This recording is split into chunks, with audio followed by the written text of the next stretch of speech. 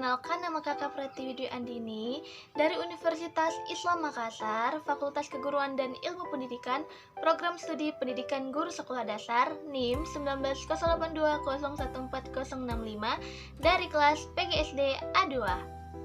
Nah adik-adik, hari ini kakak akan mengajak kalian kembali untuk belajar. Nah sebelum kita belajar, mari kita berdoa terlebih dahulu agar apa yang kita dapatkan pada hari ini dapat bermanfaat untuk kita semua. Berdoa dimulai. Berdoa selesai. Nah adik-adik, sebelum itu kakak akan mengabsen kalian terlebih dahulu. Jadi pengaturan pengabsenannya itu silahkan mengetik nama di kolom chat yang sudah ditentukan.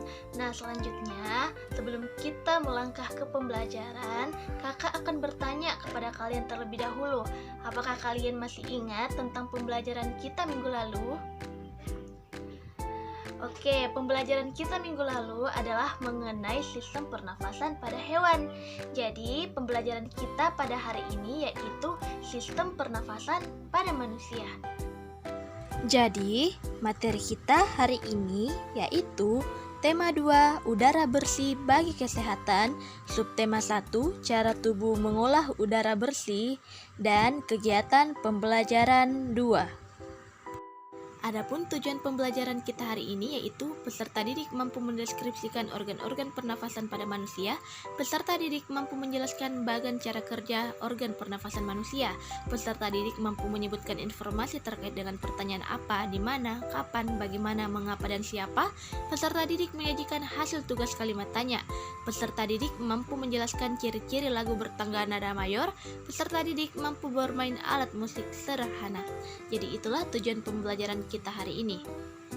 Nah adik-adik, apakah kalian mengetahui apakah yang dimaksud dengan bernafas?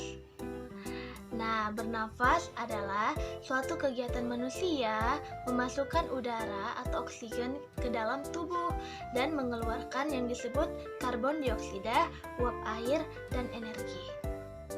Nah adik-adik, sekarang kita akan membahas tentang sistem pernafasan pada manusia.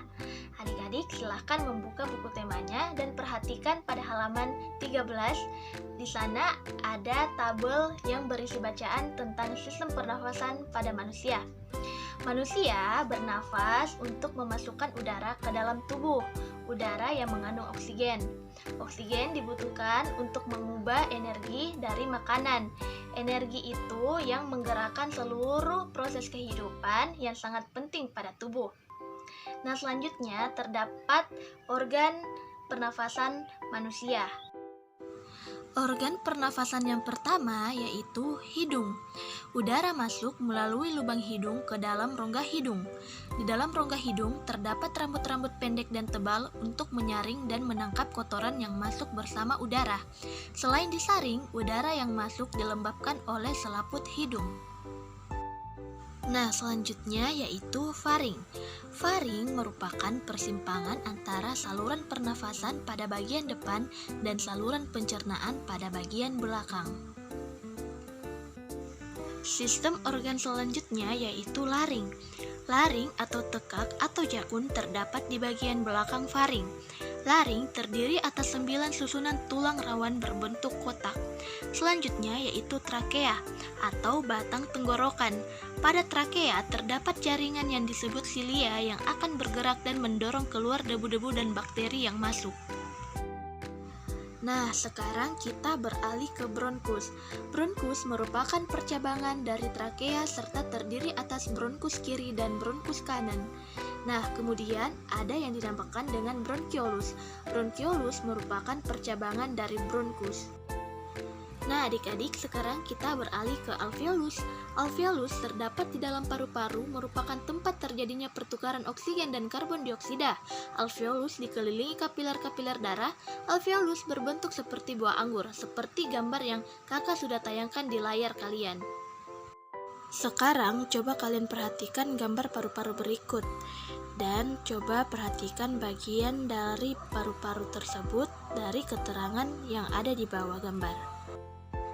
Udara masuk ke dalam tubuh melalui lubang hidung, lalu masuk ke dalam batang tenggorokan. Batang tenggorokan adalah sebuah pipa mulai dari belakang hidung dan mulut, lalu turun ke paru-paru. Dari batang tenggorokan, udara masuk ke dalam paru-paru. Di dalam paru-paru, oksigen terserap ke dalam pembuluh darah halus. Sebaliknya, gas karbon dioksida dari pembuluh darah masuk ke dalam paru-paru dan selanjutnya dibuang saat kita menghembuskan nafas. Nah, itulah tadi penjelasan kakak mengenai sistem pernafasan pada manusia. Sekarang giliran kakak yang akan menunjuk salah satu dari kalian untuk menjawab pertanyaan dari kakak, yaitu pertanyaannya, coba sebutkan organ pernapasan pada manusia. Kira-kira siapa ya yang kakak akan tunjuk? Filsa? Filsa bisa menjawab pertanyaan dari kakak? Pertanyaannya itu, coba Filsa sebutkan organ pernafasan pada manusia. Organ pernafasan manusia terdiri dari hidung, faring, laring, trakea, bronkus, paru-paru, diafragma, bu guru. Wah, ayo kita berikan aplaus dulu untuk Filsa. Makasih ya Filsa, jawabannya Filsa sudah sangat tepat.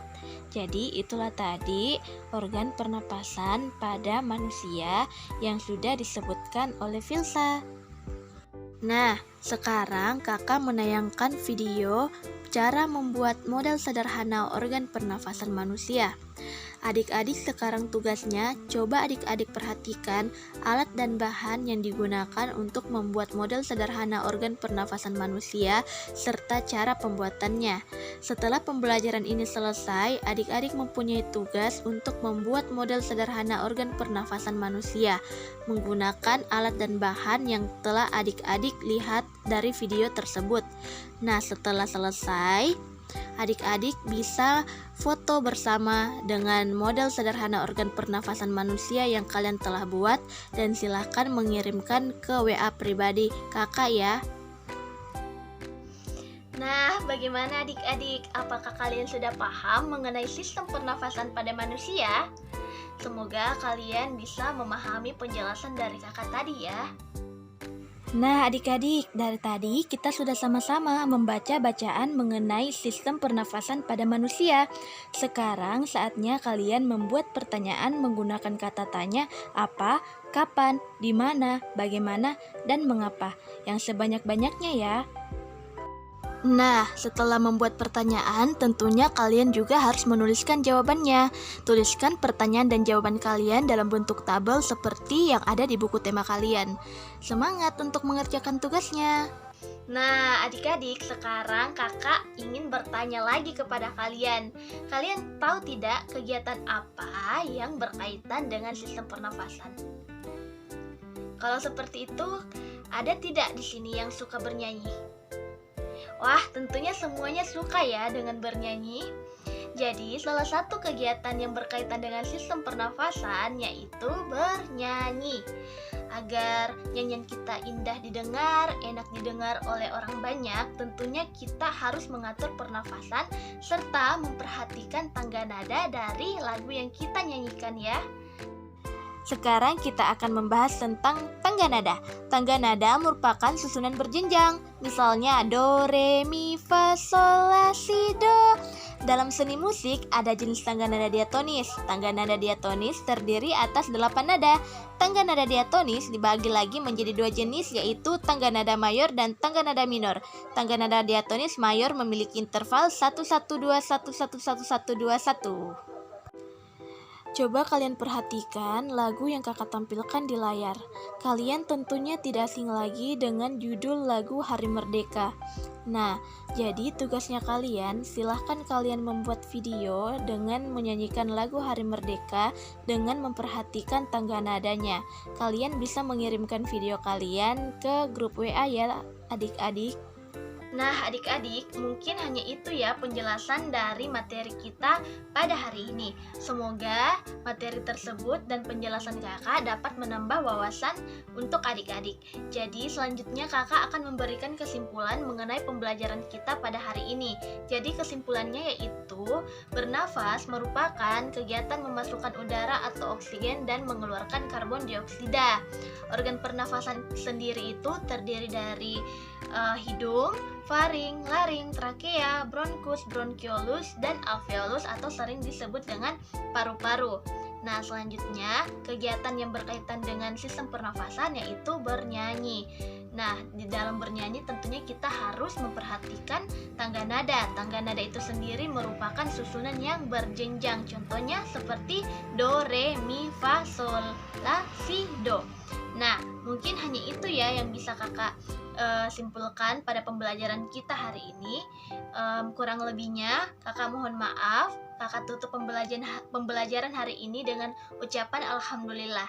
Kita akan bertemu pada pembelajaran dan materi berikutnya. Sampai jumpa.